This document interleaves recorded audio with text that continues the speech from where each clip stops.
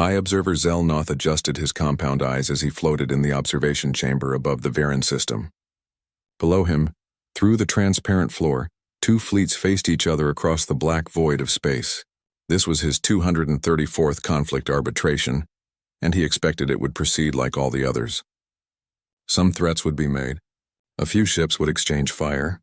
Eventually, one side would yield, and the Galactic Union Council would mediate the territorial dispute. Civilization required order, and order required rules. The Catharn Dominion had brought 20 warships to dispute the Varan Commonwealth's claim to the mining rights in the Outer Traverse. It was an overwhelming show of force. The Varans had only 3 defensive vessels, ancient things that had not seen real combat in generations. Commander Vectar of the Catharn flagship Crimson Talon was already broadcasting his victory speech, his scaled face twisted in what passed for a smile among his species. "The Varans will surrender within the hour," Vectar announced across all channels. "Their resistance is pointless. We offer generous terms. Vacate the mining facilities and we will allow safe passage for all civilians." Ambassador Theloria of the Varans appeared on the communication screen. Her pale blue skin had turned almost white with stress and her delicate features trembled. She was young for an ambassador, barely 200 cycles old, and this was her first major crisis. Zelnoth felt sympathy for her. The Varans were a peaceful people, artists and philosophers who had never developed a strong military tradition. They had no chance against the Catharn. "We cannot abandon our colony," Theloria said, her voice shaking. 10,000 Varans live on those mining platforms. They have nowhere else to go. "Then they will become subjects of the Catharn Dominion," Vectar replied. "We are not unreasonable. We will allow them to continue their work under our administration. They will, of course, pay appropriate taxes." Zelnoth had seen this pattern many times before. The Catharn would occupy the facilities. The Varans would file protests with the Union Council. Eventually, a compromise would be reached, probably splitting the mining rights between both parties. A few ships might be damaged in the initial confrontation, perhaps a dozen casualties at most. Galactic warfare was civilized after all. It had been 12,000 cycles since the last Great War, when the founding species of the Union had nearly destroyed each other. Since then, all member species had agreed to strict protocols for conflict resolution. But then Theloria spoke words that made Zelnoth's antennae stand straight up in surprise. "We invoke the right of champion," she said clearly. The communication channels erupted with confusion. The right of champion was an ancient law, dating back to the Union's founding. It allowed a weaker party to hire a champion to fight on their behalf. But it was almost never used because mercenaries capable of changing the outcome of such battles were expensive and rare. No mercenary force of reasonable size could stand against 20 Catharn warships. Commander Vectar laughed, a harsh sound like grinding stones. "You have hired mercenaries? How desperate." "Very well, Ambassador. We will destroy them along with your ships." "Who are these foolish warriors?" "They call themselves humans," Theloria said quietly. Zelnoth searched his extensive knowledge of Union species. Humans. The name sounded vaguely familiar. Yes, they were a newly discovered species from a small planet on the galactic rim. Their application for Union membership was still being processed. They had only made first contact 5 cycles ago.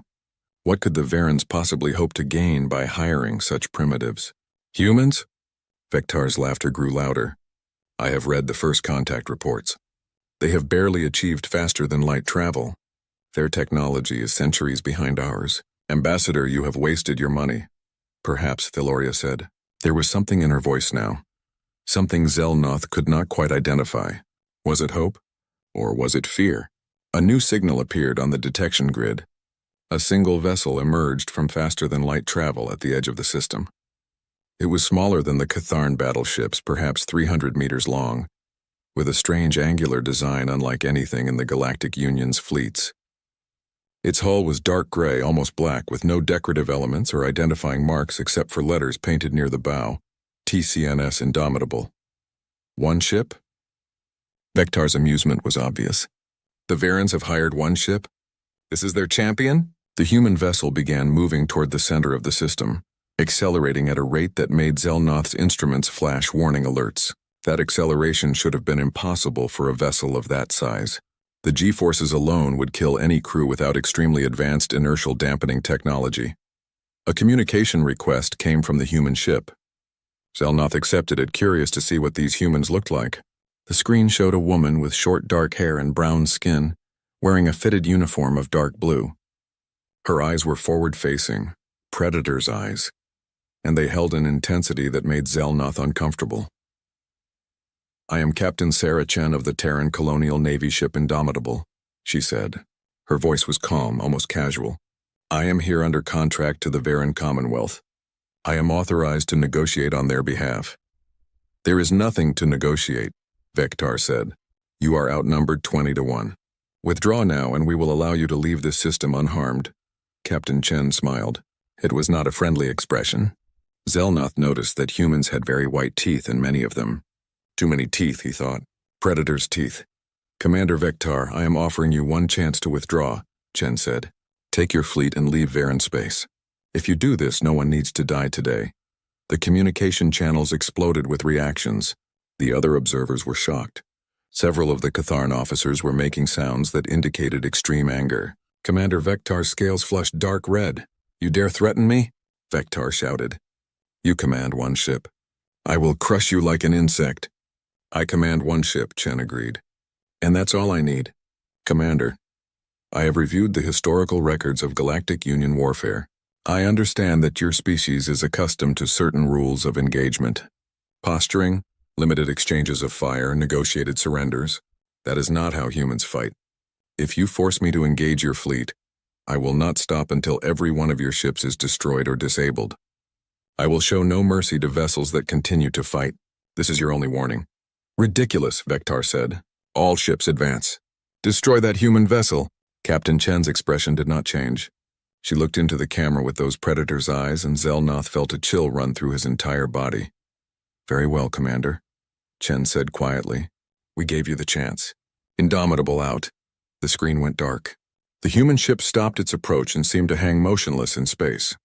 The Catharn fleet began moving forward in standard battle formation, weapons charging, shields at maximum power. Zelnoth had witnessed many battles in his long career. He had seen bravery and cowardice, strategy and foolishness, but he had never felt what he felt now, watching that single dark ship waiting silently as 20 larger vessels closed in around it. He had never felt dread. The Catharn fleet moved into attack formation. Commander Vektar was confident. His ships had been built by the finest military engineers in the Dominion. Their shields could withstand anything the Galactic Union's weapons could throw at them.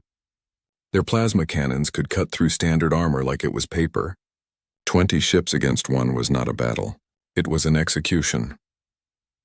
High Observer Zelnoth watched from the observation chamber as the Catharn vessels surrounded the human ship on 3 sides, leaving only a path for retreat. This was standard Catharn tactics. They would offer the enemy one final chance to flee, and if that chance was not taken, they would open fire. It was civilized.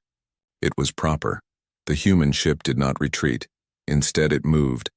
Zelnoth's instruments screamed warnings as the Indomitable accelerated at a rate that should have been physically impossible.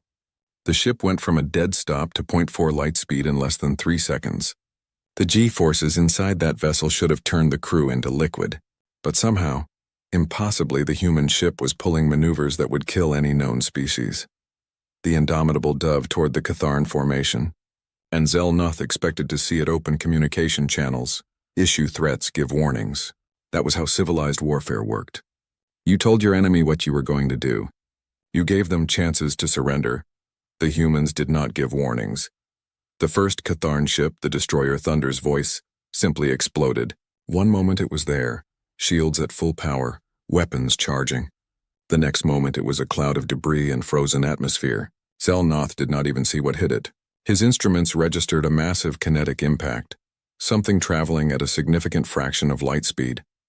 But the projectile was too small and too fast for his sensors to track. "What was that?" one of the other observers shouted. "What just happened?"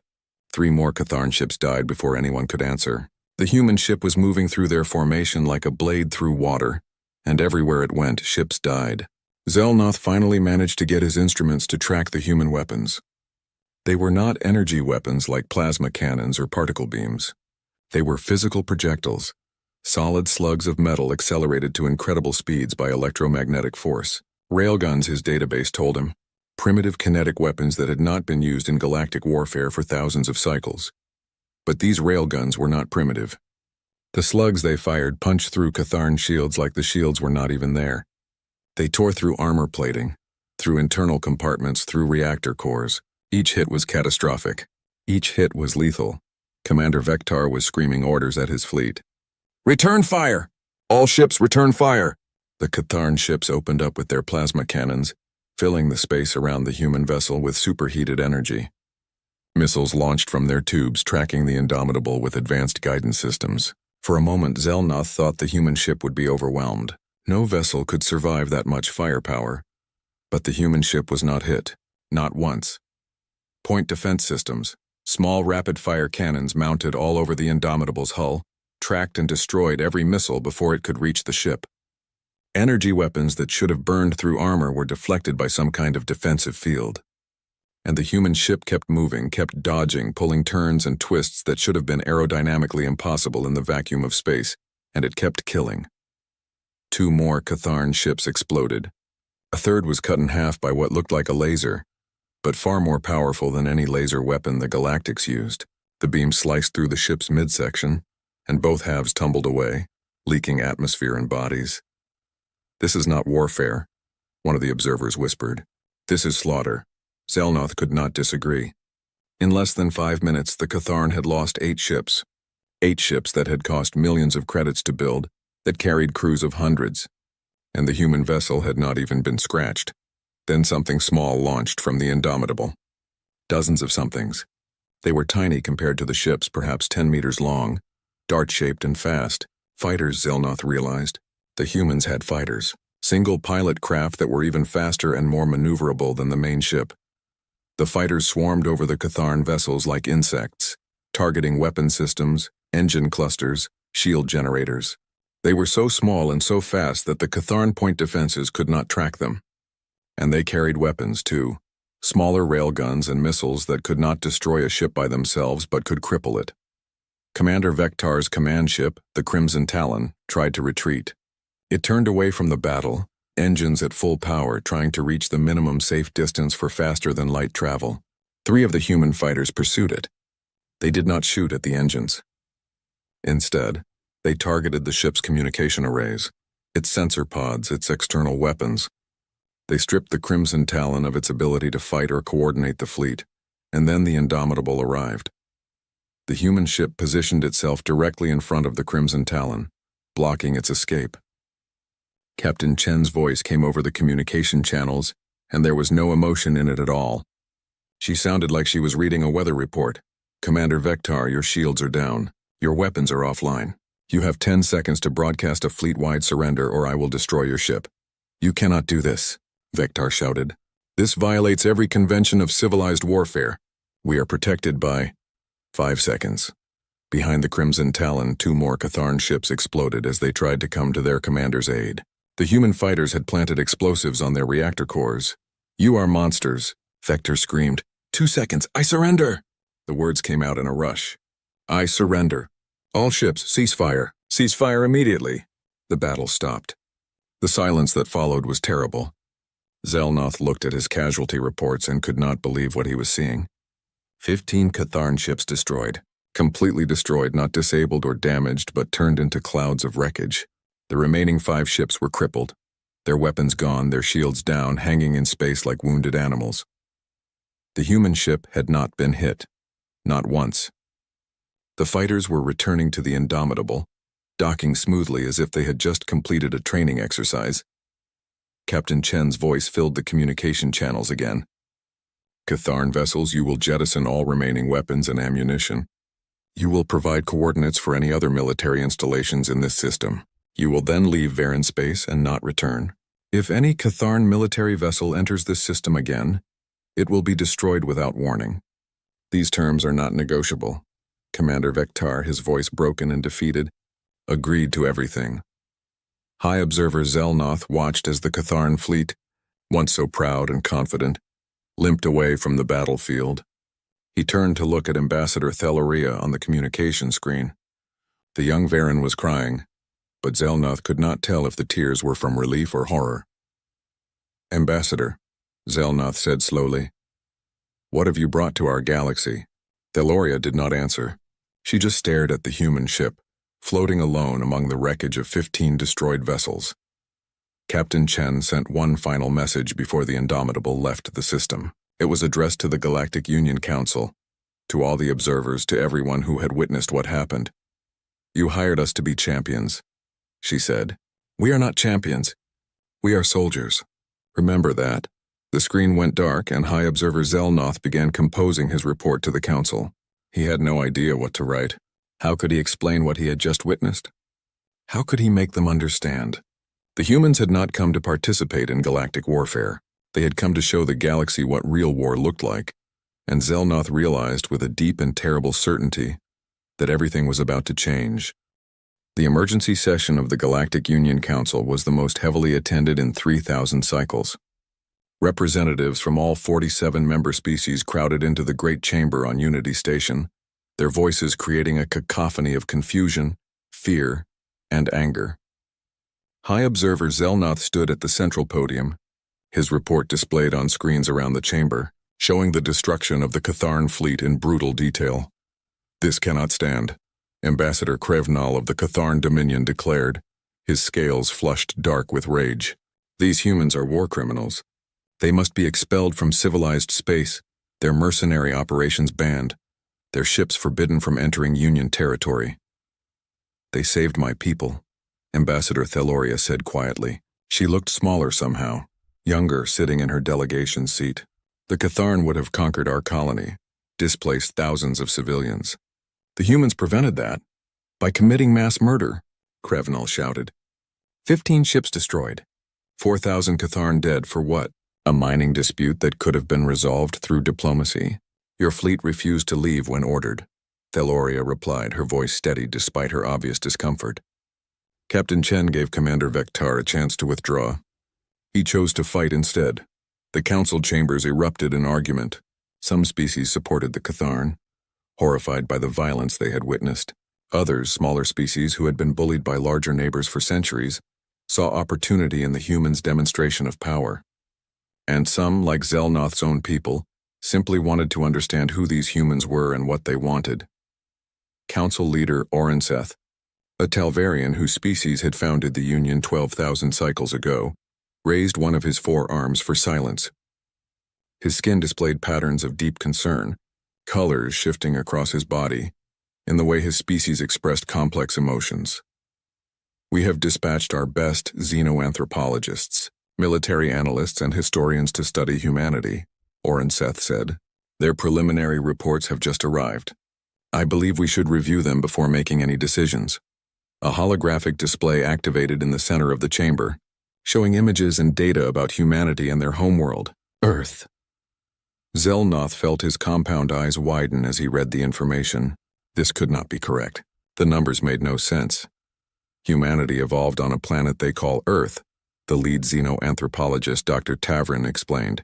She was a Varan like Theloria, but much older, her skin marked with the dark blue patterns of advanced age. "The planet is classified as a level 9 death world by our standards. Gravity is 1.2 times galactic standard. Atmospheric pressure is high. Weather patterns are violent and unpredictable. The planet is home to millions of predator species, many of them megafauna that evolved alongside humans." Images flashed across the screens. Massive carnivores with enormous teeth, venomous creatures, parasites, diseases. The assembled delegates stared in horror. No civilized species evolved on worlds like this. Most of the Union's members came from gentle planets with limited predators and abundant resources. "Humans are persistence hunters," Dr. Tavrin continued. "Their ancestors would chase prey for days until the animal collapsed from exhaustion. They have greater stamina than any other known species. They can survive injuries that would kill most of us. Their psychology is adapted for constant threat assessment and violence." "But surely," one of the delegates said, "they must have become more peaceful as they developed civilization? As they created technology and culture?" Dr. Tavrin's expression was grim. "No, if anything, they became more efficient at warfare. We have reviewed their history. In the past 10,000 cycles, humanity has been engaged in warfare, 98% of the time. Not ritualized combat like ours. Totalva. Conflicts where entire populations were targeted, where surrender was often not accepted, where the goal was complete destruction of the enemy. More images appeared on the screens, vast armies stretching across continents, cities burning, weapons that could level entire regions. The delegates watched in silence as Dr. Tavern showed them recordings from human history. Conflicts they called the World Wars, where millions died, where chemical weapons dissolved soldiers' lungs, where nuclear weapons vaporized entire cities. They used nuclear weapons, someone whispered, on their own planet, against their own species, twice, Dr. Tavern confirmed, and those were small weapons compared to what they developed later. Humanity created enough nuclear weapons to destroy every living thing on their planet, dozens of times over. They call this strategy mutually assured destruction, the idea that no one would start a war because everyone would die. That is insane, Ambassador Krevnal said. But his voice had lost its anger. Now he just sounded afraid. From our perspective, yes, Dr. Tavern agreed. But it worked. They did not destroy themselves. Instead, they directed that violence outward, toward space. They have fought wars on asteroids, on moons, in the orbits of their own planets. They have practiced evacuating their entire homeworld in case of attack. They have protocols for surviving planetary bombardment. Zelnoth raised one of his manipulator arms. Doctor, you mentioned they have rules for warfare. The Geneva Conventions, I believe they call them? Yes, Dr. Tavern said. She paused, and when she spoke again, her voice was very quiet. That is perhaps the most disturbing thing of all. Humanity has rules forbidding certain weapons, certain tactics. Chemical weapons are banned. Biological weapons are banned. Weapons that cause unnecessary suffering are banned. The targeting of civilians is banned. But that sounds civilized, another delegate said, confused. It sounds civilized, Zelnoth said slowly, until you realize why they needed those rules. They had to stop themselves from doing those things, which means at some point they were doing them. The chamber fell silent. The implications settled over the assembled delegates like a heavy weight. Humanity had not just fought wars. They had fought wars so terrible, so brutal, that they had to create rules to limit their own violence. And even with those rules, they were still more deadly than anything the Galactic Union had ever seen. They are monsters, someone said. They are survivors, another voice replied. There is a difference. The debate might have continued for hours, but suddenly, alarms began sounding throughout the station. Emergency broadcasts activated on every screen, overriding the council's displays. High Observer Zelnoth felt his body go cold as he read the incoming reports. 3 Union colony worlds had gone silent in the past 6 hours. No communications, no distress signals, nothing. Scout ships sent to investigate had found the colonies destroyed, stripped bare of all resources, populations gone, and moving through that region of space was a massive fleet of unknown vessels. Thousands of ships, all heading toward the core systems of the Union. The Ravagers, Council Leader Orenseth said, his skin pattern showing pure fear. They have returned.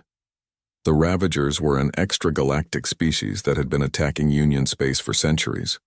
They were locusts consuming everything in their path and leaving dead worlds behind. The Union had fought them 12 times and lost 12 times. Galactic warfare with its rules and protocols, its limited casualties and negotiated surrenders, was useless against an enemy that took no prisoners and showed no mercy. The Union had always survived the Ravagers by retreating, by abandoning worlds and hoping the invaders would eventually move on. But this fleet was different. It was larger than any they had seen before, and it was heading directly toward the most populated region of the galaxy.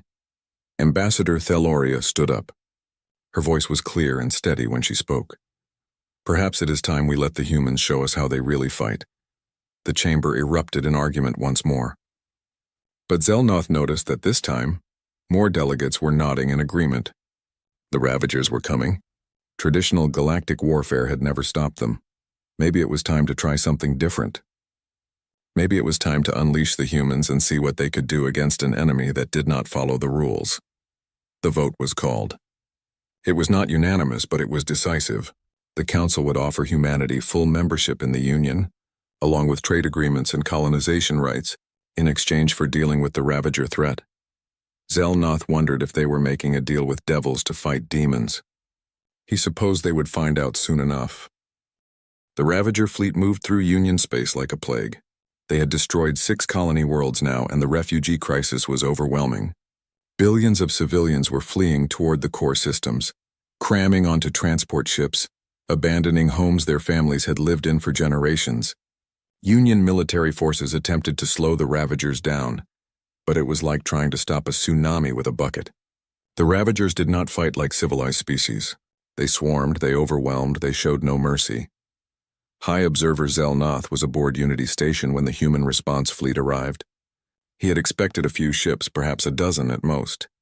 What emerged from faster-than-light travel at the edge of the system took his breath away. 50 human battleships, each as large or larger than the TCNS Indomitable. Carriers that launched fighters by the hundreds, destroyers and cruisers moving in perfect formation, and at the center of it all, a vessel that made everything else look small by comparison. The dreadnought Unconquered was nearly 2 kilometers long, bristling with weapons, its dark hull marked with scars from battles the humans had already fought. "This is Admiral Marcus Reeves of the Terran Colonial Navy," a voice announced across all channels. The man who appeared on the screens was older than Captain Chen, his hair gray, his face lined with experience. But his eyes held the same predator's focus, the same deadly certainty. "We are here to deal with the Ravager threat. All Union forces are to fall back to defensive positions around inhabited worlds. We will handle the offensive operations." "Admiral," Council Leader Orenseth replied, "we appreciate your assistance, but our intelligence indicates the Ravager fleet numbers over 4,000 vessels. Your 50 ships, impressive as they are, cannot—" "With respect, Council Leader," Reeves interrupted, "we did not come here to participate in your style of warfare. We came here to end the Ravager threat permanently. Now please, clear the space around Kirshan. We have work to do." Kirshan was an agricultural world with a population of 2 billion. It was directly in the path of the Ravager fleet, and evacuation was impossible. There was not enough time, not enough ships. The Union had already begun writing it off as a loss, a sacrifice to buy time for other worlds to prepare their defenses. The humans had other plans.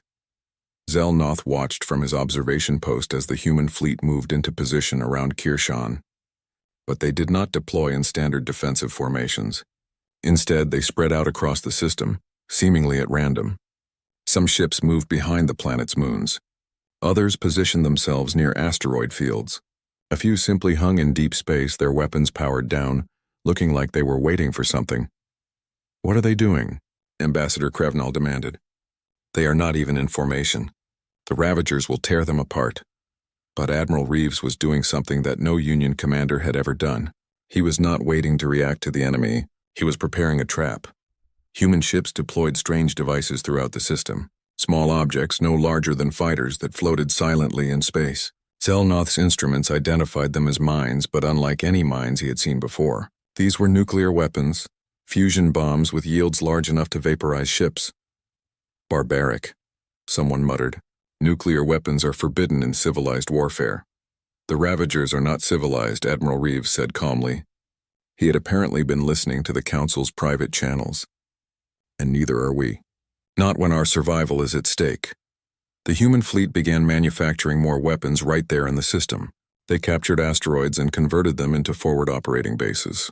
Automated factories stripped the rock for raw materials and began producing ammunition, missiles, more mines. In just 6 hours, the humans had created a weapons production line that would have taken Union species months to establish, and then the Ravagers arrived.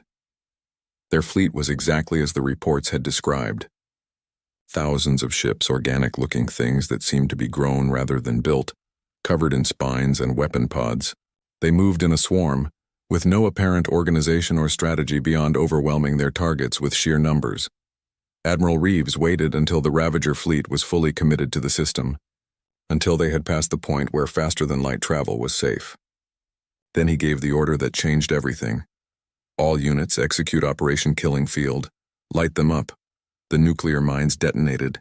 Space became fire. Hundreds of fusion explosions bloomed throughout the Ravager formation, each one vaporizing dozens of ships.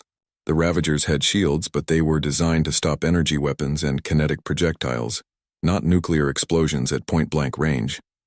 Ships simply ceased to exist, torn apart at the atomic level. But the mines were just the beginning. The human battleships emerged from their hiding spots, weapons firing. Railguns hurled projectiles at relativistic speeds, turning enemy vessels into clouds of shrapnel. Missile pods launched thousands of warheads, each one programmed to hunt specific targets. Laser arrays, far more powerful than anything the Union used, cut through Ravager hulls like they were made of paper. The human fighters launched from their carriers, and Zelnoth realized that these pilots were insane. They were not trying to disable enemy ships or force surrenders. They were ramming them. When their ammunition ran out, when their weapons failed, the human pilots simply accelerated their fighters to maximum speed and crashed them into Ravager vessels, turning themselves into kinetic weapons.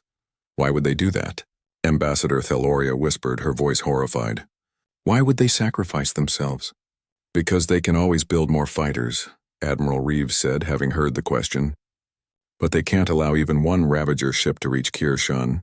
The lives of 2 billion people are worth more than a few dozen pilots. They know this. They volunteered for this. The battle raged for 6 hours. The Ravagers tried to adapt, tried to change their tactics, but the humans had planned for everything. When Ravager ships attempted to retreat, they found that the humans had mined the escape routes. When they tried to spread out, human destroyers picked them off in small groups.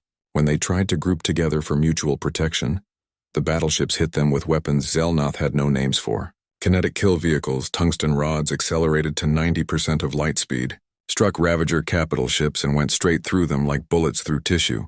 And the humans employed psychological warfare. They broadcast signals on all frequencies, sounds that seemed designed to terrify. The screams of dying Ravagers recorded from previous battles. Warnings in every language telling the survivors that they would all die, that there was no escape, that humanity would hunt them down no matter where they fled. It was brutal. It was efficient. It was absolutely terrifying. When the battle ended, the Ravager fleet had been annihilated. 4,000 ships reduced to wreckage and radiation. Only 200 escaped, their hulls damaged, their systems failing, limping toward the galactic rim. The human fleet had lost 3 ships. 47 people had died, most of them the fighter pilots who had sacrificed themselves. Admiral Reeves addressed the Union Council, and his expression was cold. We have destroyed the Ravager fleet at Kirshan, but we are not done. Those ships that escaped will report back to their homeworld.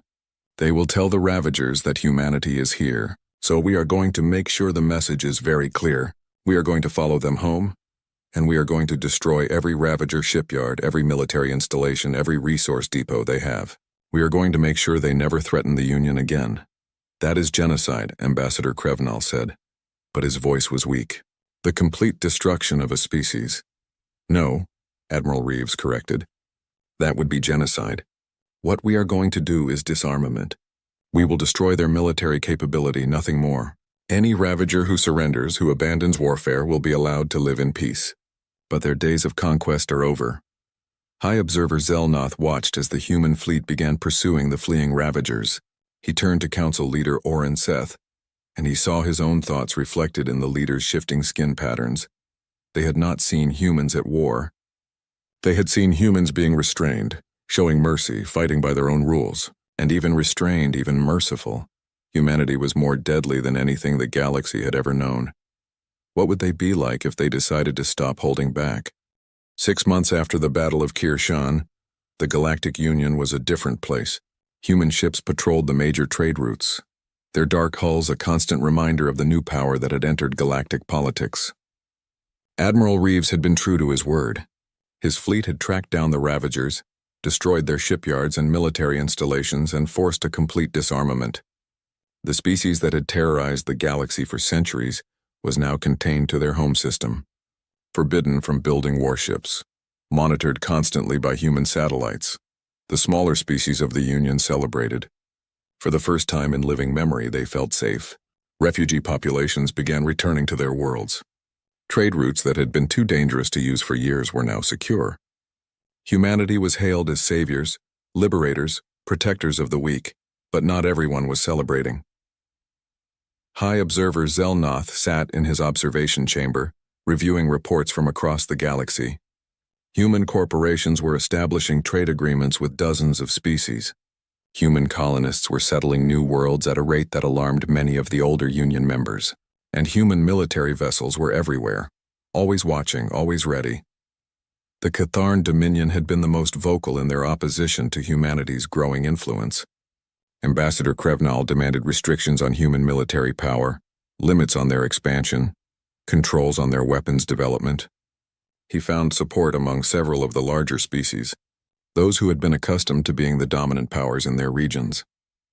Captain Sarah Chen had returned to Unity Station, no longer commanding a warship, but serving as humanity's primary ambassador.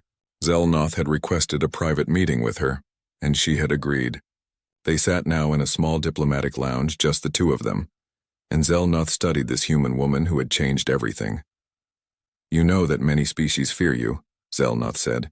"They are grateful for what you did against the Ravagers, but they worry about what comes next. They see your ships, your weapons, your willingness to use violence, and they wonder if you will become the next threat."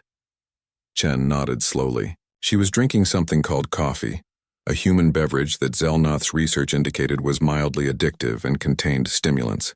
"I understand their fear, but they need to understand something about humanity. We evolved on a world that was trying to kill us every day. We learned to fight because we had to.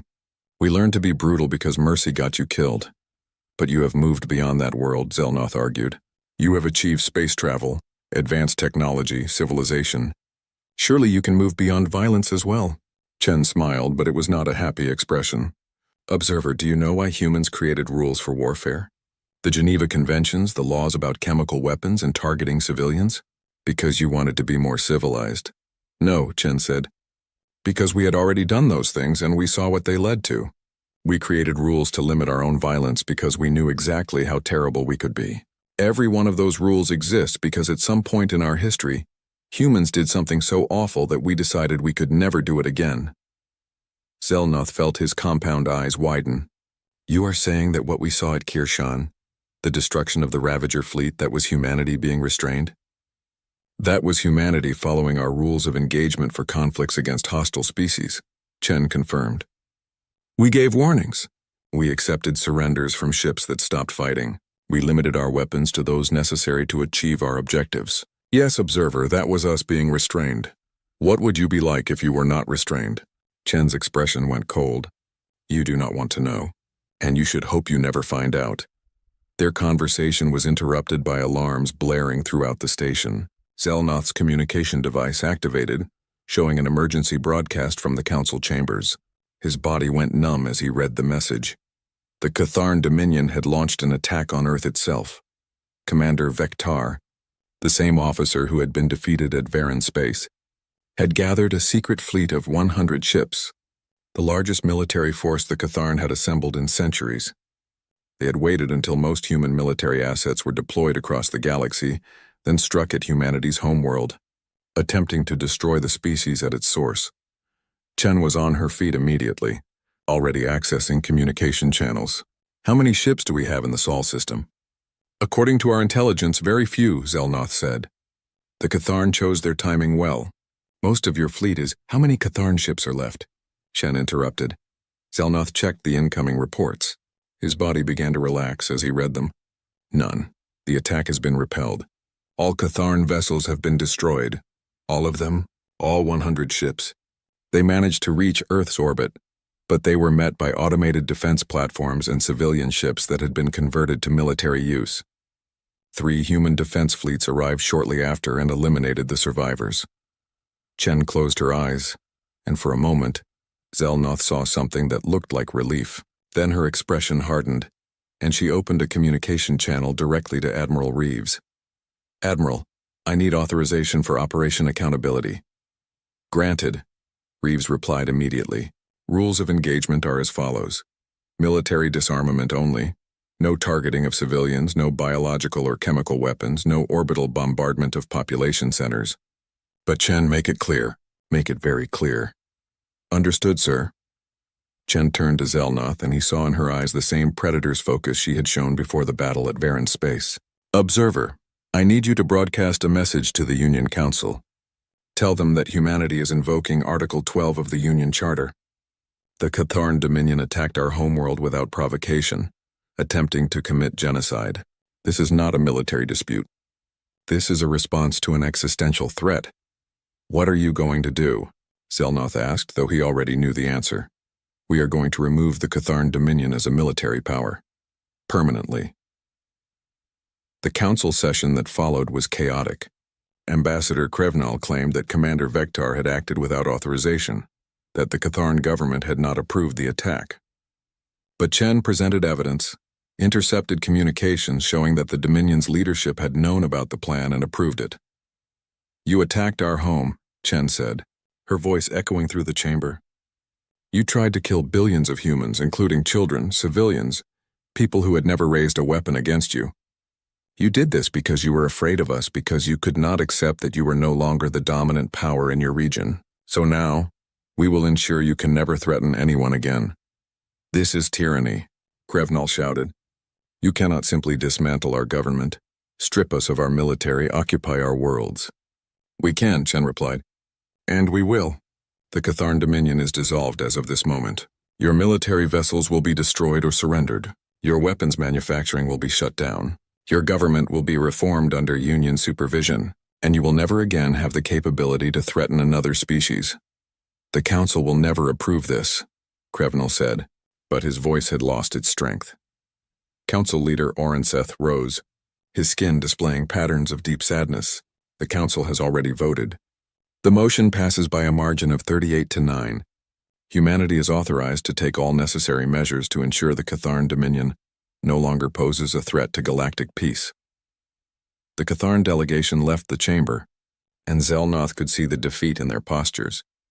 They had gambled everything on a preemptive strike against humanity, and they had lost completely. Over the next 3 months, human fleets dismantled Catharn military power. Shipyards were destroyed. Weapons stockpiles were confiscated. The Dominion's government was reorganized, with Union oversight ensuring they could not rebuild their military. It was done efficiently with minimal casualties, but it was absolute. Chen retired from active military service after that, remaining as humanity's ambassador to the Union. Zelnoth met with her one final time before she took up her new permanent post. You have changed the galaxy, Zelnoth said. Peace is no longer maintained through protocols and civilization.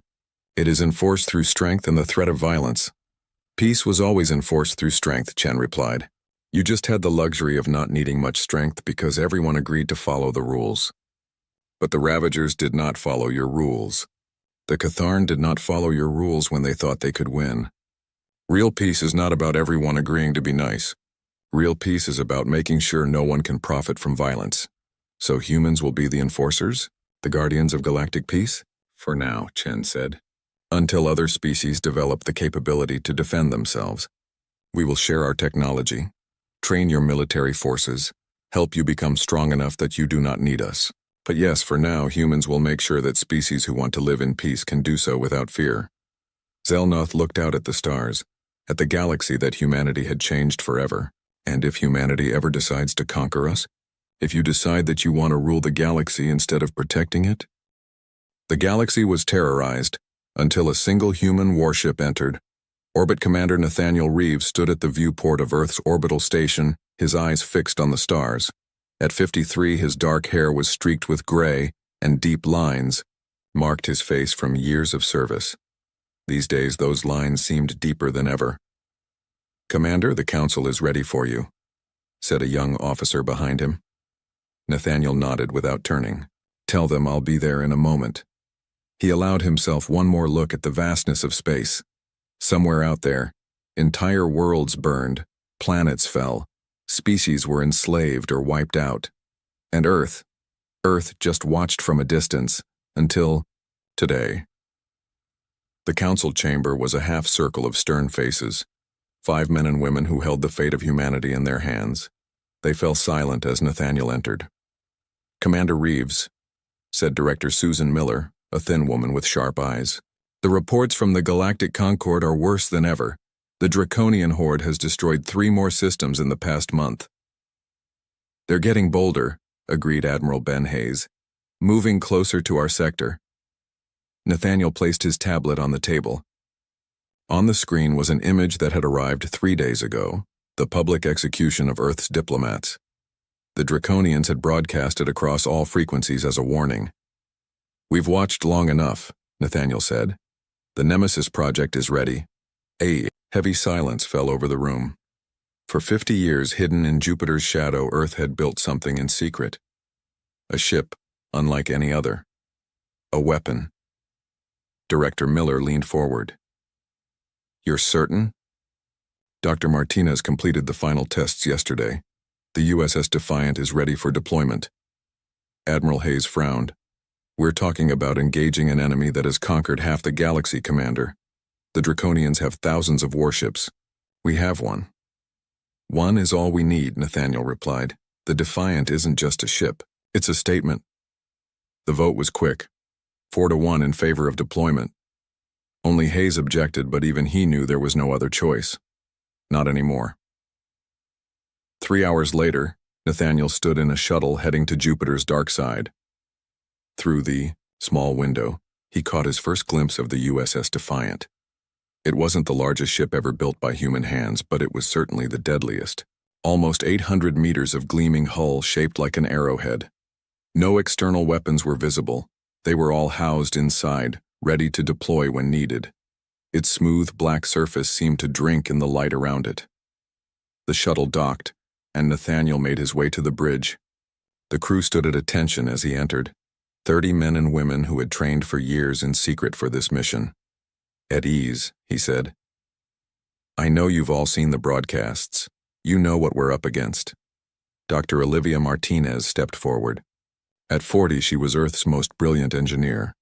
Her dark hair was pulled back in a tight bun, and her eyes carried the weight of someone who had built a weapon that could change the course of history.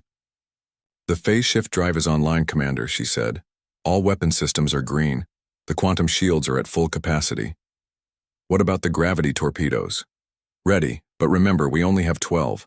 Once they're gone, we'll have to rely on conventional weapons."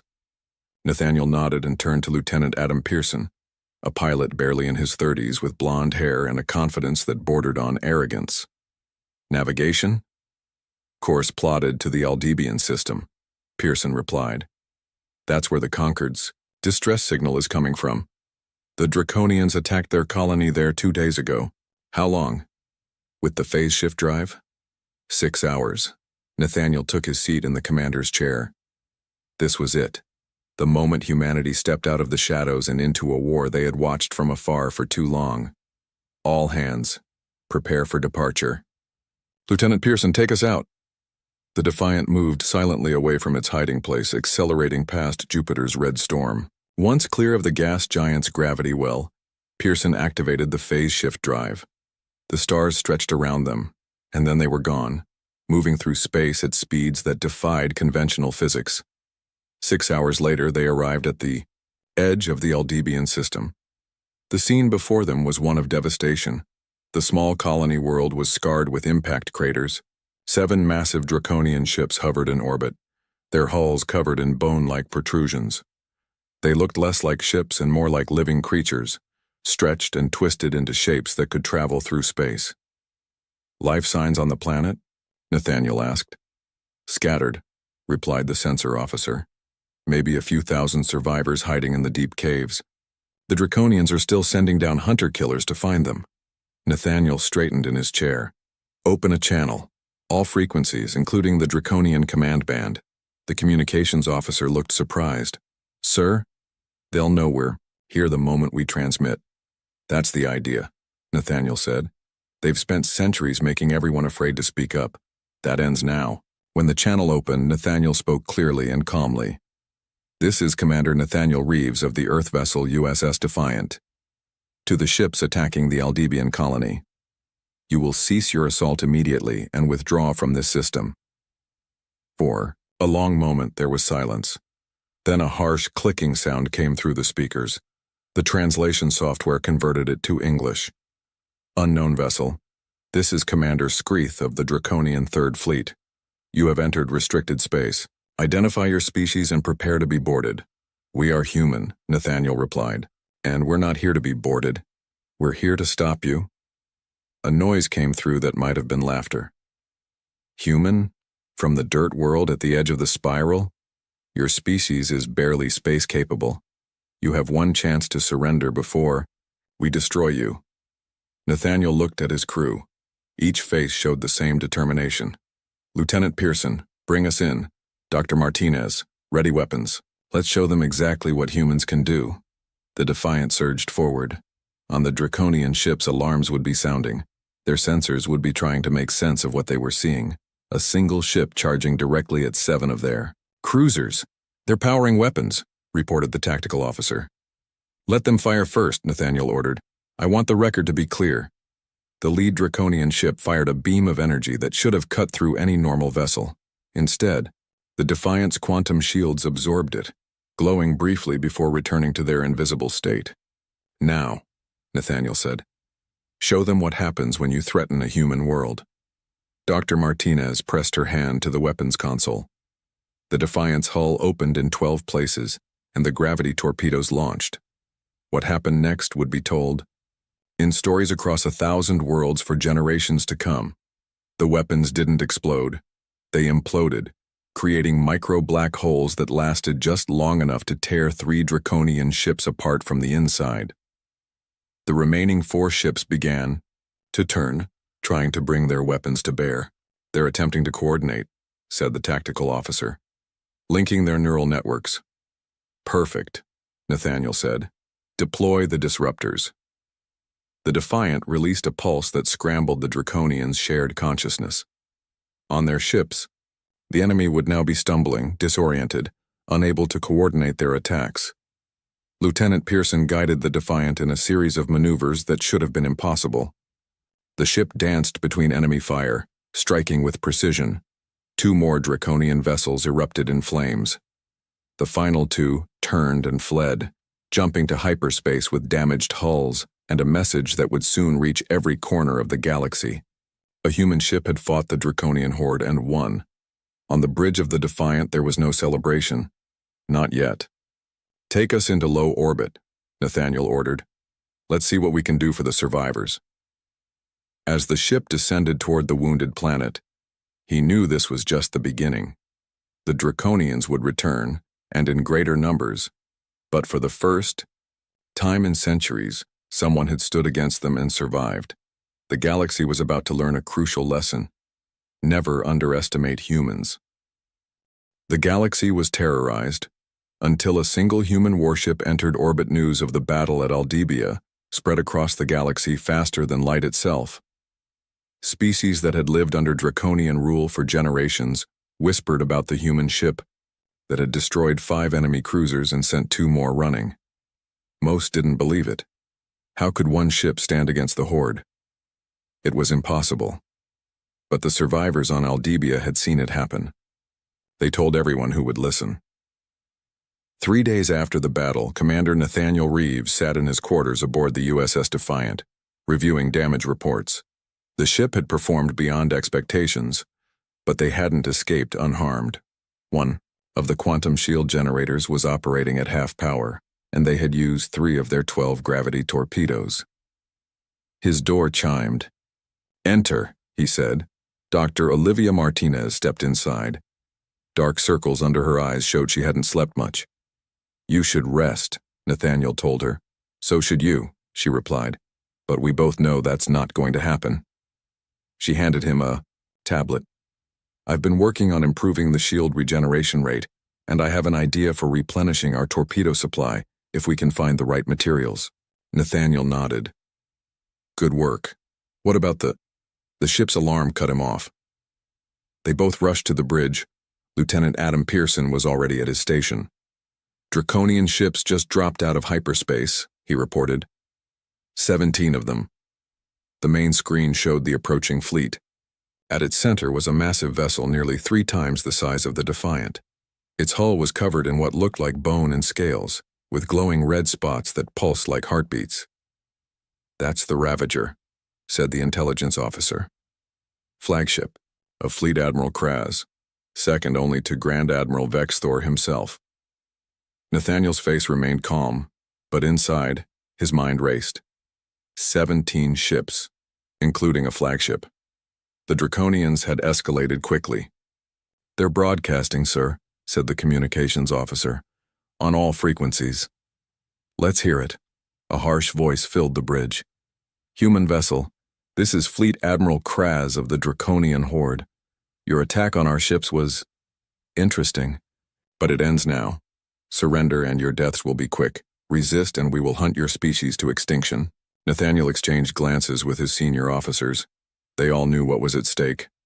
Open a channel, he ordered. When the line was active, he spoke clearly.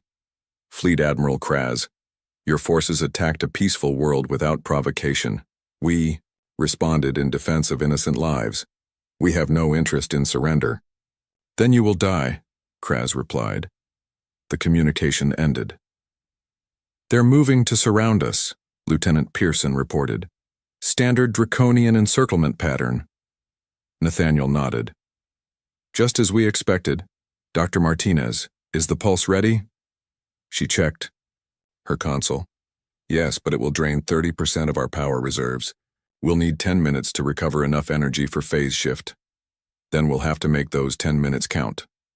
Nathaniel turned to his tactical officer. Target their command ships first. Lieutenant Pearson, execute pattern Delta on my mark.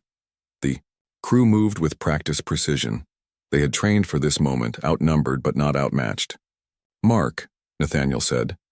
The Defiant surged forward, directly toward the massive Ravager. The Draconian ships adjusted their formation, weapons charging. Now, Dr. Martinez, Nathaniel ordered. She activated the pulse, a burst of energy that scrambled the Draconian's neural network. On the enemy ships, confusion would reign as their linked minds suddenly found themselves cut off from each other. The Defiant spun and fired, its weapons striking with surgical precision. 2 Draconian ships exploded immediately. A third drifted, powerless. But the remaining ships recovered quickly. Energy beams lanced toward the Defiant. Most missed as Lieutenant Pearson guided the ship through impossible maneuvers, but some hit. The quantum shields flared. Shields at 60%, reported the tactical officer. Keep us moving, Nathaniel ordered. Fire everything we have at the Ravager's command center. The Defiant's weapons found their mark. The massive flagship shuddered, its red pulse points flickering. But it wasn't enough. The Ravager fired back, a sustained beam that drained the Defiant's shields rapidly. Shields at 40%, 30. Nathaniel made a quick decision. Lieutenant Pearson, take us into the asteroid field. The nearby asteroid belt offered cover, but also danger. The Defiant was nimble enough to navigate it. The larger Draconian ships would struggle. As they raced toward the field, the tactical officer called out, "Sir!" 3 more ships just appeared on sensors. Nathaniel braced for worse news. They couldn't handle more Draconian vessels. But the officer continued, They're not Draconian. They appear to be Aldebian defense ships. I thought they were all destroyed." On the screen, 3 smaller vessels moved to intercept the Draconian fleet from behind. They were old and clearly damaged, but their weapons still functioned. They fired on the rearmost Draconian ships, drawing attention away from the Defiant. "They're giving us cover," Dr. Martinez said, amazement in her voice. Nathaniel nodded. "And we won't waste it. Lieutenant Pearson, bring us around. Dr. Martinez, prepare a gravity torpedo for the Ravager." "Sir," she objected, "we only have 9 left. And this is exactly what we saved them for." The Defiant curved through the asteroid field using the larger rocks as shields. The Draconian ships followed more cautiously, their formation broken. The Aldebian vessels continued their attack, though one had already been destroyed. "Get me a clear shot at the Ravager's engine section," Nathaniel ordered. Lieutenant Pearson guided the ship with incredible skill, weaving through asteroids while maintaining their targeting solution. "Ready in 3, 2, 1. Fire," Nathaniel commanded. The gravity torpedo launched, streaking toward the massive flagship. It hit directly at the junction where the engine connected to the main hull. For a moment, nothing happened. Then, the torpedo activated. Space itself seemed to bend around the impact point. The Ravager's rear section imploded, crushed by artificial gravity 1,000 times stronger than normal. The ship broke apart, secondary explosions rippling along its length. Fleet Admiral Kraz's flagship was destroyed. The remaining Draconian Ships hesitated. Without their command vessel, without their linked neural network, they were suddenly individual captains forced to make individual decisions. Some continued to fight. Others began to retreat. "Sir," said the communications officer, "we're receiving a transmission from one of the Aldebaran ships." "On screen," Nathaniel ordered. The face that appeared was Aldebaran, gray-skinned with large dark eyes, but the voice was unmistakably human. "USS Defiant. This is Kira Blackwood, former Earth Anthropological Corps. I was studying the Aldebarans when the Draconians attacked. These people saved me. Now we'd like to return the favor." Nathaniel smiled for the first time in days. "Ms. Blackwood, your timing is excellent. We could use some local knowledge." As the remaining Draconian ships either fled or were destroyed, the Defiant rendezvoused with the two surviving Aldebaran vessels. Kira Blackwood came aboard, bringing with her information that would change everything. "The Draconians have a weakness," she told them in the briefing room. "One they've kept hidden for centuries, and the Aldebarans know what it is. The battle above Aldebia would later be known as the Second Victory. Small, but significant. 2 battles. 2 victories. The impossible had happened twice now. Across the galaxy, hope began to grow. The galaxy was terrorized until a single human warship entered orbit. 2 weeks after the battle above Aldebia, the USS Defiant hid in the gas clouds of the Mira Nebula. The ship's engines were running silent, and only essential systems remained active. They were waiting. On the bridge, Commander Nathaniel Reeves studied the tactical display. Nearby, Kira Blackwood leaned against the wall, her arms crossed. After 5 years among the Aldebarans, she looked more alien than human. Her clothes were a mix of Earth and Aldebaran styles, and she had adopted some of their mannerisms. "They'll come," she said. "The supply convoy always takes this route." "And you're sure about the escort?" Nathaniel asked. 4 ships usually, small ones. The Draconians never expected anyone to attack them here. Dr. Olivia Martinez entered the bridge carrying a tablet. "The modifications to the sensor array are complete. We should be able to see them before they see us." Nathaniel nodded. "Good. What about the gravity torpedoes?" "I've managed to rebuild 2 using materials from the Aldebaran ships. That gives us 8 total." Lieutenant Adam Pearson turned from his console. "Contact. Multiple ships dropping out of hyperspace." The main screen showed 5 Draconian vessels emerging from hyperspace. 4 were small escort ships, just as Kira had predicted. The 5th was a massive cargo vessel. Its hull stretched to contain whatever resources the Draconians had stolen from conquered worlds. 5 ships, Nathaniel noted. 1 more than usual. Kira frowned. "They're being cautious. They've heard about us." "It doesn't matter," Nathaniel said. "Lieutenant Pearson, bring us in fast. Dr. Martinez, target the escort ships first." The Defiant surged forward, emerging from the gas cloud like a predator from hiding. The Draconian ships reacted immediately, the escorts moving to protect the cargo vessel. "They're powering weapons," reported the tactical officer. "Let them," Nathaniel replied. "Lieutenant Pearson, execute pattern Gamma." The Defiant spun and twisted, making itself nearly impossible to hit. Dr. Martinez fired the ship's weapons with precision, targeting the engines of the nearest escort. The battle was brief, but intense. The Defiant destroyed 2 escort ships quickly, but the remaining 2 were more skilled. They coordinated their attacks, forcing the Defiant to divide its defensive systems. "Shields at 70%, called the tactical officer. An energy beam struck the Defiant, causing the ship to shudder. Lieutenant Pearson corrected their course without being told. 55%, updated the tactical officer. "Dr. Martinez," Nathaniel said calmly, "use a gravity torpedo on the 3rd escort." She hesitated. "Sir, the cargo ship is the primary target." "Trust me," he replied. Dr. Martinez nodded and fired. The torpedo struck the escort ship, creating a localized gravity well that crushed it instantly. The effect was so powerful that it pulled the 4th escort off course, disrupting its attack. "Now," Nathaniel ordered. "All weapons on the final escort." The Defiant's weapons converged on the last defender, tearing through its shields and into its hull. The ship exploded in a ball of fire. Only the cargo vessel remained, attempting to turn and escape back into hyperspace. "Disable its engines," Nathaniel commanded. "We want it intact." Precise shots from the Defiant destroyed the cargo ship's engines. It drifted helplessly in space. "Prepare a boarding party," Nathaniel said, standing. "Dr. Martinez, Lieutenant Pearson, Kira, you're with me." 20 minutes later, they stood in the cargo hold of the Draconian vessel.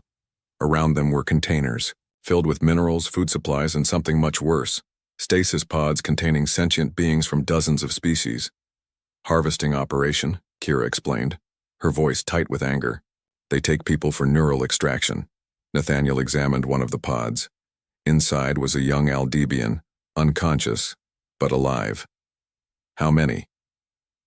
"Over 200 pods on this ship alone," Dr. Martinez reported, checking the manifest. "Can we free them?" Lieutenant Pearson asked. "Yes," Kira said. "I've seen it done. The Aldebians saved several of their people this way. They worked quickly, disabling the stasis fields and treating the victims. Most were too weak to stand, but they were alive. Among them were Aldebians, Centaurians, Rigelians, and a dozen other species." As they worked, Nathaniel found something unexpected: a secured data room. Using Dr. Martinez's decryption tools, they gained access. "This is incredible," Dr. Martinez said, scanning the Draconian computer systems. "It's their entire supply network: routes, schedules, security codes." "Can you download it?" Nathaniel asked. "Already doing it." An alarm sounded. Lieutenant Pearson checked his handheld scanner. "Draconian patrol ships approaching. 6 of them. They must have received a distress call." "How long until they arrive?" Nathaniel asked. 10 minutes, maybe less." "Finish the download," Nathaniel ordered.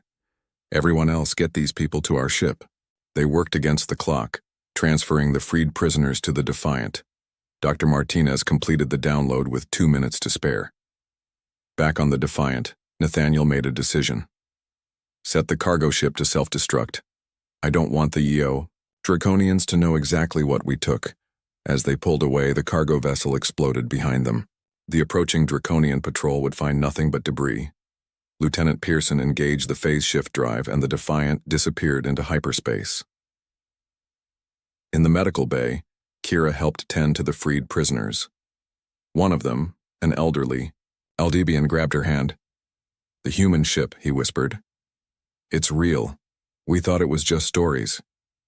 "It's real," Kira assured him. "And we're just getting started." Later in the briefing room, Dr. Martinez displayed what she had found in the Draconian database. "This is bigger than we realized," she said. "According to these files, the Draconians are gathering resources for something called the World Eater Project. It's some kind of superweapon." Nathaniel studied the data. "Location? The Draconian home system, Draco Prime. Heavily defended, of course." "And this is the weakness Kira mentioned?" Nathaniel asked. Kira stepped forward. "Part of it. The Draconians have a neural network that links their ships and weapons. It makes them powerful, but it also makes them vulnerable. If we could disrupt it at the source, we could cripple their entire fleet." Dr. Martinez finished. Nathaniel nodded slowly. "That would require getting to Draco Prime, into the heart of their empire." "Impossible," Lieutenant Pearson said. "No," Nathaniel replied. "Difficult but not impossible, and we're not alone anymore." He gestured to the view screen where the freed prisoners were recovering. "Every person we saved has a homeworld. Every homeworld has ships. If we can unite them, a rebellion," Kira said. "An actual fighting chance." Nathaniel nodded. "The Draconians have ruled through fear for centuries, but fear only works when people believe they can't win. We've shown they can be beaten." Word of the Defiant's latest victory spread across the galaxy, along with something even more powerful. The freed prisoners returned to their worlds with a message. The humans were fighting back and winning. One ship had become a symbol of defiance. The galaxy was terrorized. until a single human warship entered orbit 1. Month after the cargo ship raid, the USS Defiant was no longer alone. 3 Aldebaran cruisers, 5 Centaurian fast attack vessels, and a massive Rigelian battleship now traveled with them. It wasn't a proper fleet, not yet, but it was a start. Commander Nathaniel Reeves stood in the Defiant's conference room with representatives from each allied species. Displayed on the table was a holographic map of Draconian territory. "The neural hub is here," said Kira Blackwood, pointing to a space station orbiting Draco Prime. "According to the information we gathered, it controls their entire command network. And it's guarded by at least 30 ships at all times," added Captain Larn, the Rigelian commander. His gray-blue skin and 4 eyes gave him an imposing presence. "A direct assault would be suicide." "We're not planning a direct assault," Nathaniel replied. "We're planning a diversion." Dr. Olivia Martinez tapped controls on the table. The map zoomed out to show a nearby system. "This is the Vega outpost," she explained. "It's one of their primary shipyards. Our intelligence shows reduced defenses because they've diverted ships to hunt for us. We attack there," Nathaniel continued. "Draw their forces away from Draco Prime. Then a small team infiltrates the neural hub," the alien commanders murmured among themselves. "It was a dangerous plan with many ways to fail. And who will lead this small team?"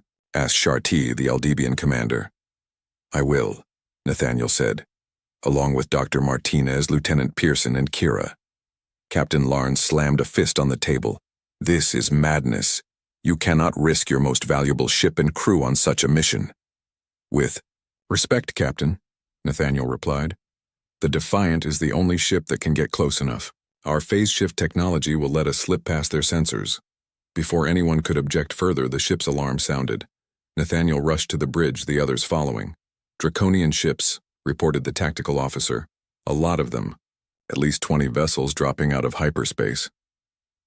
On the main screen, Nathaniel watched as a fleet of Draconian warships appeared.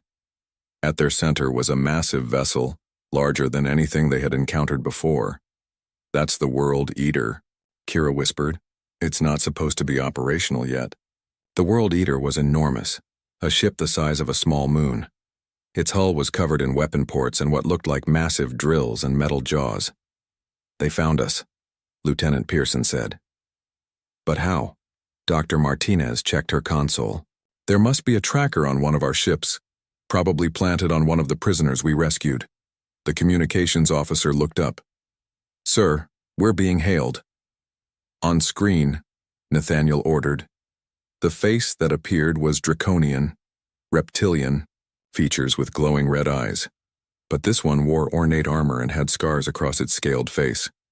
"I am Grand Admiral Vexthor," the creature said, "commander of the Draconian Horde. You have been a nuisance, human, but an educational one. We had forgotten how troublesome your species could be." Nathaniel kept his expression neutral. "What do you mean, forgotten?"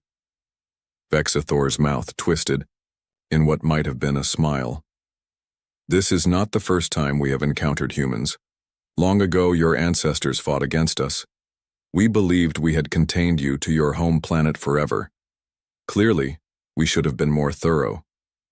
This was unexpected information, but Nathaniel didn't have time to process it. "What do you want, Vexthor?" "Your surrender, of course. The Defiant and its commander, in exchange for the lives of your new friends. Refuse, and we will destroy all of you." "Don't do it," Captain Larn growled. "We knew the risks when we joined you." Nathaniel considered his options. They were vastly outnumbered with no time to prepare, but surrender wasn't in his nature. "We need time," he said quietly to his officers. Then to Vexthor, "I need to consult with my allies." "You have 10 minutes, Vexthor replied. "Then we attack." The screen went dark. "Options?" Nathaniel asked. "We could try to run," Lieutenant Pearson suggested. "The Defiant could escape with the phase shift drive." "And leave our allies?" Nathaniel shook his head. "Not happening." Dr. Martinez had been quiet, thinking. "What if we modified our plan? Use this as our diversion?" Nathaniel turned to her. "Explain." The World Eater is here, away from Draco Prime. The neural hub will be less protected than usual. If the Defiant can slip away during the battle, we could still complete the mission. Nathaniel finished. But the rest of you would be facing those ships without our help. Captain Larn stepped forward. My ship is old, but its weapons are still strong. We will give you the time you need. The other alien commanders nodded in agreement. 5 minutes. Until Vexthor's deadline, the tactical officer reminded them. Nathaniel made his decision. Lieutenant Pearson, plot a course to Draco Prime, but don't engage until my signal. Dr. Martinez, prepare the phase shift drive for extended operation. Captain Larn, coordinate with the other ships. When the shooting starts, make it count. The cow. Bridge became a flurry of activity as everyone prepared for battle. When Vexthor's face appeared again on the screen, Nathaniel was ready. Your decision, human? The Draconian demanded. We decline your offer. Nathaniel replied simply. Vexthor snarled. Then die. The World Eater fired first, a massive energy beam that the Rigelian battleship barely avoided. The battle had begun. Ships moved and fired. Explosions bloomed in space. The Defiant fought alongside its allies, its advanced weapons causing significant damage to the Draconian fleet. But they were still outnumbered. The Rigelian battleship took a direct hit from the World Eater, its shields failing. 2 Aldebian cruisers moved to protect it, and one was destroyed immediately. On the Defiance bridge, Nathaniel watched the battle with a heavy heart. People were dying for his mission, for his plan. Sir, Lieutenant Pearson said quietly. We need to go now while they're distracted. Nathaniel nodded. Prepare for phase shift. As the Defiant prepared to depart, a massive explosion rocked the ship. Warning lights flashed across every console. Direct hit to the engine section, reported the tactical officer. Phase shift drive is damaged, operating at 40% capacity. Dr. Martinez's face went pale. We can't reach Draco Prime with the drive in this condition. Not in time to matter. Nathaniel gripped the arms of his command chair. Their plan was falling apart. Their allies were being destroyed, and now they couldn't even complete the mission that might have made those sacrifices worthwhile. Sir, Lieutenant Pearson said, the World Eater is turning toward us. They know we're trying to escape. Time was running out. Nathaniel had to make a new plan, and fast. The galaxy was terrorized, until a single human warship entered orbit. Alarms blared across the USS Defiant, as the massive World Eater turned toward them. The Allied fleet was scattered, fighting bravely but losing badly. Captain Larn's Rigelian battleship drifted with multiple hull breaches. Only 3 of the original 9 Allied ships still had weapons capability. On the Defiance bridge, Commander Nathaniel Reeves made a quick decision. Lieutenant Pearson set a collision course with the World Eater. The bridge fell silent. Dr. Olivia Martinez looked up from her damaged console. Sir? Not to crash, Nathaniel clarified, but to get close. Very close. Lieutenant Pearson nodded, understanding. Their weapons are designed for long range. They'll have minimum safe distances. Exactly, said Nathaniel. Kira, what do you know about Draconian ship design? Kira Blackwood studied the World Eater on the main screen. Their command center will be deep inside, protected by layers of hull. But their sensor arrays are always external, usually near the front. That's our target, Nathaniel decided. Dr. Martinez, how many gravity torpedoes do we have left? 7. Can we modify one to create a sustained effect rather than an instant collapse? Dr. Martinez thought for a moment. Yes, it would create a localized gravity well that could last for several minutes, but we'd need to be extremely close for accurate placement. That's the plan, Nathaniel said. We get close, deploy the modified torpedo at their sensor array, and while they're blind and disoriented, we board the World Eater. Board it? Lieutenant Pearson asked in disbelief. Sir, with all due respect, that's insane. Their neural hub may be on Draco Prime, Nathaniel explained, but Vexthor is here. Take out their commander, and we disrupt their entire operation. The tactical officer spoke up. Sir, they're charging their main weapon. Estimated firing time, 30 seconds. All power to forward shields, Nathaniel ordered. Lieutenant Pearson, take us in. Fast and unpredictable. The Defiant surged forward, weaving through debris and weapons fire. On the main screen, the World Eater grew larger by the second. Its massive weapon ports glowed with energy. 15 seconds to weapon discharge, called the tactical officer. They're trying to lock onto us, Lieutenant Pearson reported, his hands flying over the controls, making it difficult for them. The Defiant rolled and turned, its smaller size allowing maneuvers the massive World Eater couldn't match. 5 seconds. Brace for impact, Nathaniel shouted. The World Eater fired, a beam of energy so powerful it distorted space around it. Lieutenant Pearson made one final adjustment, and the beam missed the Defiant by mere meters. The energy discharge passed so close that the ship's shields flared brightly from the proximity alone. Now, Dr. Martinez, Nathaniel ordered. Deploy the torpedo. Dr. Martinez activated the launch sequence. One of their precious gravity torpedoes shot toward the World Eater's forward section. It attached to the hull directly above a cluster of sensor arrays. Torpedo attached, she reported. Activating now. Space warped around the impact point. The World Eater's hull began to bend and twist as gravity intensified in that one spot. Metal screamed as it was pulled inward. The sensor arrays crumpled like paper. Their forward sensors are offline, reported the tactical officer. They're firing blindly. Bring us alongside their main hangar, Nathaniel ordered. Boarding team to the shuttle bay. Minutes later, Nathaniel, Dr. Martinez, Kira, and a small team of security officers were in a shuttle approaching the World Eater. The massive draconian ship was firing in all directions, but without its forward sensors it couldn't target the small craft. Their hangar shields are still active, Dr. Martinez noted as they approached. Can we get through? Nathaniel asked. Yes, Kira replied. Draconian shields are frequency-based. Give me access to the shuttle's systems. Kira input a series of codes she had learned from the Aldebaran resistance. The shuttle's engines changed frequency, matching the World Eater's shields. They passed through as if the shields weren't there. The hangar was chaos. Draconian troops ran in all directions, preparing fighters for launch. They didn't notice the small human shuttle until it had already landed. Move fast, Nathaniel ordered as they exited the shuttle. We need to reach the command center. Kira led the way, using her knowledge of draconian ship layouts. They encountered resistance, scaled warriors with energy weapons, but the element of surprise was on their side. They fought their way deeper into the massive ship. This way, Kira said, pointing to a large doorway guarded by 4 heavily armored draconians. A brief firefight left the guards down and the door accessible. Dr. Martinez hacked the control panel, and the massive door slid open. They entered the World Eater's command center. It was vast, with dozens of draconian officers at various stations. At the center, on a raised platform, stood Grand Admiral Vexthor. The draconian commander turned as they entered, his red eyes widening in surprise, then narrowing in hate.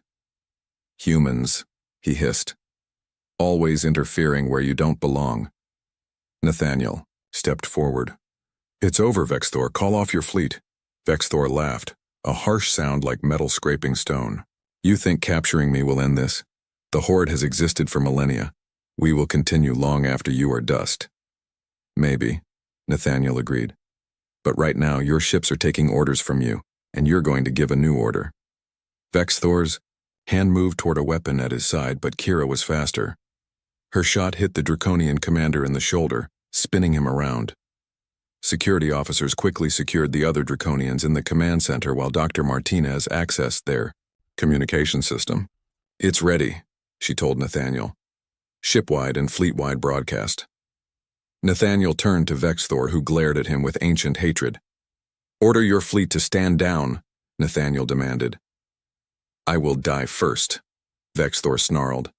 That can be arranged, Kira said coldly, raising her weapon.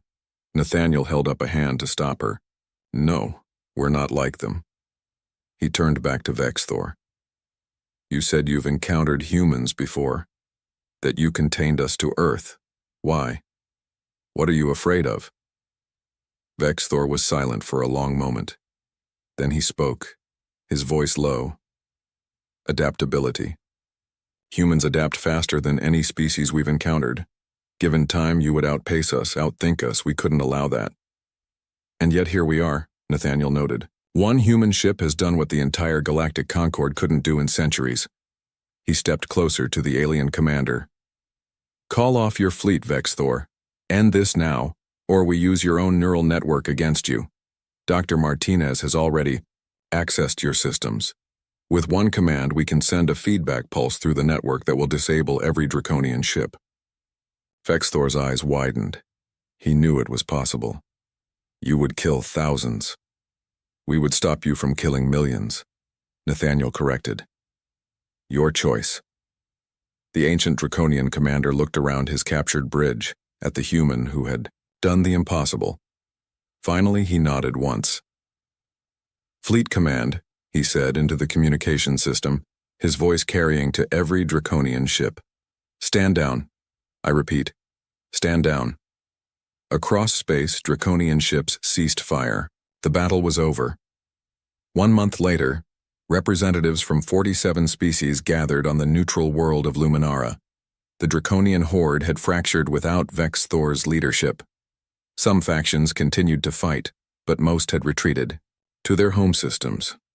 The Galactic Concord was reborn that day, with Earth as a founding member. Commander Nathaniel Reeves stood with alien leaders as they signed the new charter, one that promised mutual defense and respect for all sentient beings. The USS Defiant had become legend, a single human warship that had changed the course of galactic history. As Nathaniel looked out at the stars from Luminara's surface, Kira joined him. What now, Commander? She asked. Nathaniel smiled. Now we rebuild and explore. There's a whole galaxy out there and humanity has only just arrived. The galaxy had been terrorized until a single human warship entered orbit. Now it was free, and the future looked bright among the stars.